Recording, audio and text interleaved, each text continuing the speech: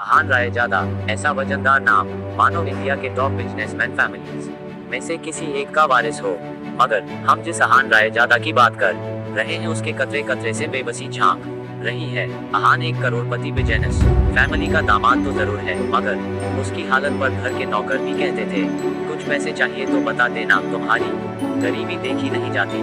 कहने को तो अहान जैसी रिच फैमिली के दामाद सड़कों पर महंगी कार दौड़ाते थे, महंगे क्लब में जाते थे, मगर अहान की लाइफ में तीन चीजें आम थी। पहली चीज बेइज्जती, दूसरी चीज बहुत बेइज्जती और तीसरी चीज बहुत से भी ऊपर वाली बेइज्जती। और हाँ, कभी कभी वो किसी रईस को जब अपनी बीवी को एक महंगे होटल में खाना खिलाते देखता तो वो खुद से कहता, एक दिन अपना टाइम भी आएगा जब मैं महंगे सूट में ऐसे किसी महंगे होटल में अपनी बीवी शनाया को टशन के साथ खाना खिलाऊंगा।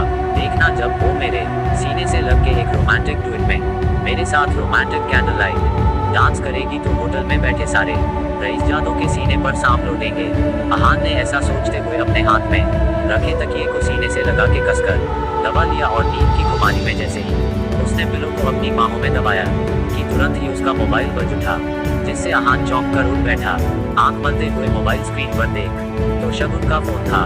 उसे देखते ही अहान के सारे सपने छूमंतर हो गए। शगुन अहान की बीवी शनाया की कजन थी, जो हमेशा ही अहान को नीचा दिखाने की कोशिश करती थी। मोबाइल की तरफ देखकर अहान ने बुरा सा मुंह बनाया और फिर कुछ सोचकर फोन उठा लिया। तभी दूसरी तरफ से आवाज आई, क्या बात है जीजा जी, फोन नहीं उठा रहे आप? जवाब में अहान ने कहा, नहीं शगुन मैं। तभी शगुन उसकी बात काटते हुए बोली, खैर वो सब छोड़ो, मेरा एक काम है साहब, ज्वेलर्स पर मेरा एक नेकलेस पड़ा हुआ है, मैंने उसके मालिक को फोन कर दिया है, तो नेकलेस लेकर आप मेरे घर पर आ जाइए। और हाँ, तभी अहान बीच में ही बोल पड़ा, शगुन मुझे बैंक जाना है और मैं। तभी शगुन ने कहा, मेरे प्यारे जीजा जी, ये बैंक जाने का तेवर आप किसको दिखा रहे हैं? पलना तो आपको हमारे टुकड़ों पर ही है, इसलिए ये बहाना बनाना छोड़िए और 1 घंटे के अंदर मेरा नेकलेस लाकर मुझे दीजिए। और हाँ, वो ज्वेलर्स आपको 30,000 रुपए भी देगा, उसमें से एक पैसा भी गायब नहीं होना चाहिए। तभी अहान थोड़ा चिंते हुए बोला, देखो शगुन, एक तो मैंने आज तक कभी चोरी की नहीं है और दूसरी बात ये कि अगर इतना ही मुझ पर डाउट है तो ये काम किसी नौकर को भेजकर क्यों नहीं करवा लेती। इस पर शगुन की तंज भरी आवाज आई, प्यारे जीजा जी, आप ये बात कब समझेंगे कि इस घर में आपको बहस करने की इजाजत नहीं है, इसलिए जितना आपसे कहा जा रहा है उतना कीजिए। और मैं फिर से आपसे कह रही हूँ कि उस पैसे में से 1 भी रुपया कम नहीं होना चाहिए। ये चीजें आप 1 घंटे के अंदर लेकर मेरे घर पहुँच जाइए, बाय। इतना कहकर शगुन ने फोन काट दिया। अहान अपने मोबाइल को इस तरह घूर कर देखने लगा जैसे वो दुनिया की सबसे मनहूस चीज हो।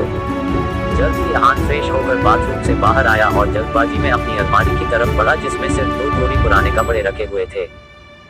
उनमें से जो सबसे साफ कपड़ा था अहान ने उसे पहनने के लिए चुना। तैयार होकर वो बाहर निकला और जैसे ही सामने देखा तो उसकी सास यामिनी गिल अपनी कुछ सहेलियों के साथ रमी पार्टी में व्यस्त थी। तभी यामिनी जी की एक सहेली ने अपनी सैंडल की तरफ देखकर कहा, देखो न यामिनी, आज तुम्हारे यहाँ आते वक्त मेरी सैंडल का स्ट्रिप टूट गया, अब मैं वापस घर कैसे जाऊंगी? इस पर यामिनी जी ने मुस्कुराते हुए कहा, तो इसमें टेंशन लेने की क्या बात है, तू पार्टी एंजॉय कर, मैं किसी सर्वेंट से बोलकर सही करवा देती हूँ। जवाब में वो औरत बुरा सा मुंह बनाते हुए बोली, अरे नहीं, मेरी बहुत महंगी सैंडल है, मैं किसी नौकर पर भरोसा नहीं कर सकती, वैसे भी मैं टूटी सैंडल दोबारा नहीं पहनती, पर क्या करूं, घर तो जाना ही है। जवाब में यामिनी जी मुस्कुराते हुए बोली, अरे नौकर नहीं, बस नौकर से थोड़ा ऊपर है, वो तेरा काम अच्छे से करवा देगा। अहान उस तरफ से निकला ही था जब यामिनी जी की नजर उस पर पड़ गई। उन्होंने अहान को पुकारा, अरे सुनो अहान, इनकी सैंडल सही करवा के लाना जरा। तभी यामिनी जी की सहेली ने कहा, यामिनी, ये काम दामाद से। यामिनी उनकी